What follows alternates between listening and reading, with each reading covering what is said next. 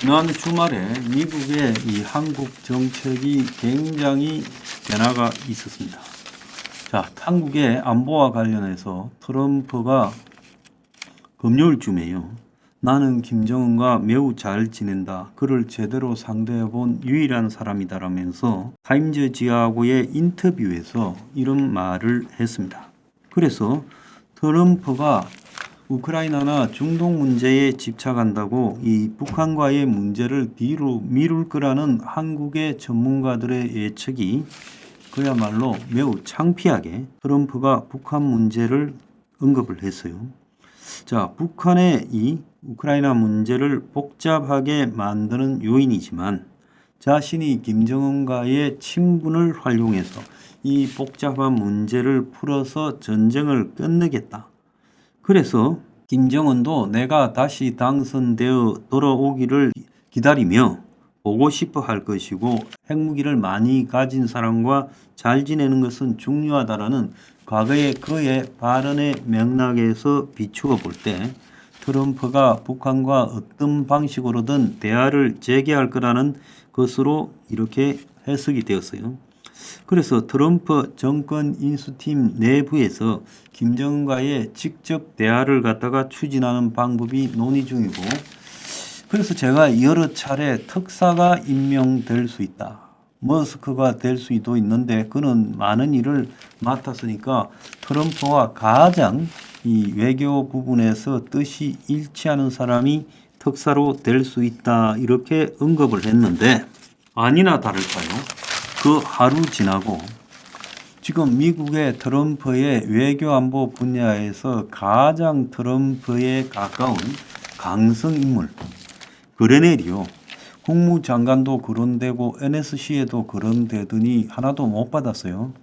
그래서 트럼프가 그레넬에게 왜 한 자리를 주지 않나 이렇게 의문이 있었습니다. 이 사람은 트럼프 1차 때 이 독일 대사를 하면서 나토에서 빠질 수 있다. 그리고 유럽이 군에 대한 방위비 정액을 안 하면 자신들은 미군은 떠날 수 있다라는 이야기도 했고, 또 유럽 각국의 골치 덩어리인 이 강경 우파를 지지한다라고 말하는 트럼프의 이 대외 개입을 축소하고 각자 자국들이 미국에 많은 비용을 분담해야 된다라는 이야기를 반복해온 초강경파 외교관 출신입니다. 이자는 미 트럼프 말기에 DNI 국가정보국 국장까지도 했어요.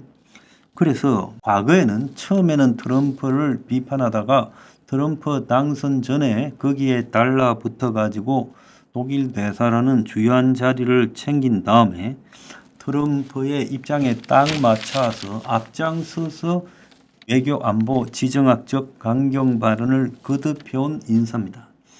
그래서 이 사람이 매우 중용이 될 거다라는 것은 뭐 여러 번 언급되었고 국무장관 후보로도 거론됐는데, 트럼프가 북한 등 골치 아픈 지역을 다 관장하는 특임 대사로 지금 그레넬을 발령했어요. 그래서 트럼프는 그레넬을 나의 책사라고 불러왔었습니다. 그래서 트럼프가 SNS에서 그레넬을 북한 등 특임 대사를 갖다가 임명해서 기쁘다 이렇게 했는데, 그가 뭐 미국으로서는 껄끄러운 북한, 베네수엘라 등을 감당하는데 방점은 북한에 찍혀 있죠. 그래서 그레넬이 과거에 유엔의 안보리에서 외교 업무 등을 하면서 외교 노하우를 갖다가 익혀서 그때 북한과 일을 한 적이 있다라고 말하면서 자신의 지금까지 북한과 잘 거래를 해야 된다라는 자신의 말에 걸맞은 정책을 했어요. 그래서 트럼프가 김정은과 3번 만났던 연장에서 트럼프 취임 직후 곧바로 그레넬을 북한 측에 보내가지고 지금 북미 회담을 하기 위한 준비를 할 거라고 봅니다. 그래서 여기에 한국은 지금 완전히 빠져 있죠. 이 그레넬이라는 사람은 동성 연애자인데도 불구하고 트럼프에서 버텼어요.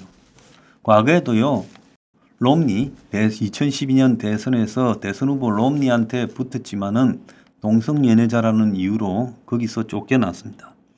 자, 그래서 동성연애자라는 핸디캡을 딛고 트럼프의 완전히 외교 분야에 5손가락 안에 들어가는 인물이 된 것은 트럼프가 말하는 외교 안보 지정학적인 문제를 자기가 앞장서서 떠들면서 야, 저 애가 내 개로서 매우 충실하게 역할을 하는구나 이런 확신이 들은 거죠.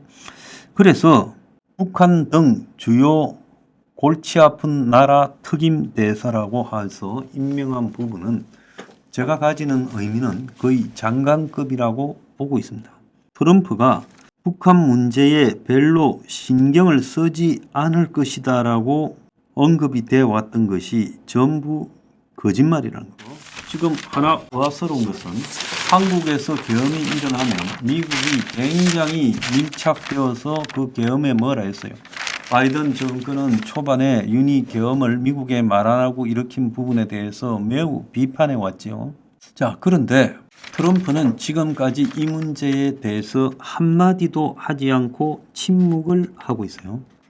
그래서 트럼프란 자가 거래를 많이 해본 장사꾼이기 때문에 지금 한국이라는 나라가 내가 지난번에 2016년에 대통령에 당선됐을 때도 그때 곧바로 박근혜가 탄핵이 돼버리더만은 그래서 트럼프 초반에 그야말로 이 한국이 탄핵이 되고 문이 당선되는 상황이었어요. 근데 지금 2024년 12월에 이번에는 윤이 탄핵이 되어버려가지고 또 정권이 교체되는 그런 혼란상에서 트럼프가 자신의 이 북한 담당 특임 대사를 리처드 그르넬 초강경 인사를 갖다가 임명했다는 것은 이제 한국이라는 나라를 우습게 보고 한국에게 굳이 통보하거나 뭐 한국 입장을 들을 필요 없이 북한과 곧바로 직거래를 해버릴 명분이 터져서 오히려 잘 됐다. 한국은 당분간 저거 내부가 시끄러워서 미국에 뭐라 하지 못할 것 아니냐. 자, 이런 부분을 생각하고 있는 걸로 보여요. 지금 뭐 워싱턴 핵안보 협의회라고 하던 바이든 때 기시다 윤석열과 만드는 그런 것이 다 이제 깨져 버렸죠. 그렇게 윤 정권은 미국하고의 공고한 핵안보 체제가 갖춰져 있다라고 자랑했는데 그건 순식간에 바이든은 이제 임기가 끝나가고 기시다도 쫓겨났고 윤은 탄핵돼 버렸습니다. 그래서 안보가요 순식간에 이렇게 돼버린 겁니다.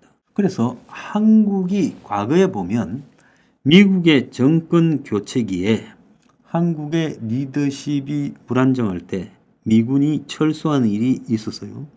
그건 언제냐 하면 박정희 대통령 삼선 개헌으로 시끄러울 때 미국에서 존슨 민주당 행정부에서 공화당 닉슨 행정부로 넘어가는 일과 맞물리면서 닉슨이 일개 사단을 철수해 버렸어요.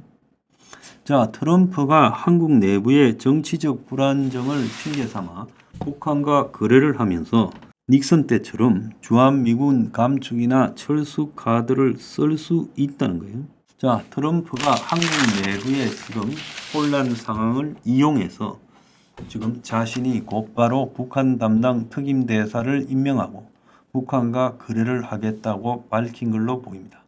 만약에 이 계엄 시도나 탄핵 사태가 없었더라면 트럼프가 타임지하고 인터뷰에서 북한과 직거래를 하겠다라는 이야기를 하고 리처드 그르넬을 북한 담당 특임 대사에 임명을 했을까요? 한국의 반발을 의식해서 그렇게 못했을 거라고 봅니다. 그래서 한국의 권력 진공 상태를 이용해서 트럼프가 북한에 대해서 딜을 치고 주한미군까지 흔들 가능성이 매우 높아졌습니다. 안보가 지금 백척간두에 놓였습니다. 그런데 뭐 손을 쓸 수도 없어요. 이재명이는 북한과 미국의 직거래를 좋아한다고 하면서 이제 북한하고 북미회담이 타결되면 노벨 평화상 추천할 겁니다. 이 나라 참 큰일 났습니다.